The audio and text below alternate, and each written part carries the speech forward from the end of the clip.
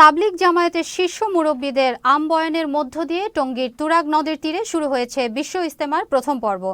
আজ শুক্রবার হওয়ায় দেশের সর্ববৃহৎ জুমার নামাজে শরিক হতে সকাল থেকে ধর্মপ্রাণ মুসল্লিদের ঢল ছিল এখানে চোখে পড়ার মতো।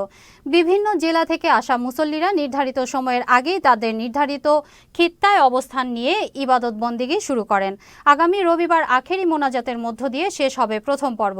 এবারের ইজতেমায় বিশ্বের অর্ধশত দেশের প্রায় 10-15 হাজার বিদেশি মেহমান আখেরি মোনাজাতে অংশগ্রহণ করবেন বলে আশা করেছেন আয়োজকরা।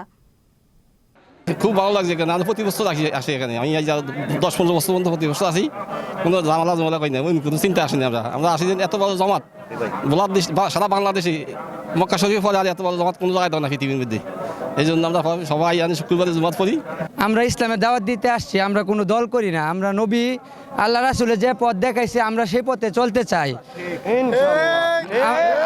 আমরা সেই পথে চলতে চাই। তো আমরা যে ইজতেমা, এই লোক সংখ্যা যাতে আমাদের এই ইজতেমা দেখে আরো অন্য মুসলমান ভাই যাতে দিনের পথে আসতে পারে।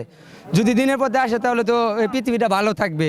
মাশাআল্লাহ, আলহামদুলিল্লাহ, আল্লাহর কাজে আসছি। এখানে আইসা আমরা খুব অনেক সুযোগ সুবিধা পাইছি আর খুব ভালো লাগতেছে।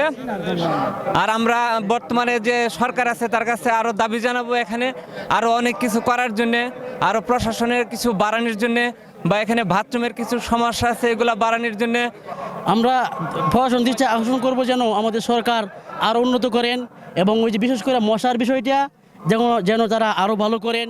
এবং আরেকটু সমস্যা হলো বাথরুমটা ওই দিকের 25 নম্বর বাথরুমটা 24 নম্বর বাথরুমটা এটা একদম জ্যাম হয়ে যায়। তো আমরা দুইবার দেখলাম জ্যাম হয়ে গেছে এবং আমরা দাঁড়ায় রয়েছি। বিশেষ করে বলবো যে বাথরুমটা এবং যেন ওই মশার বিষয়টা সরকার দেখে।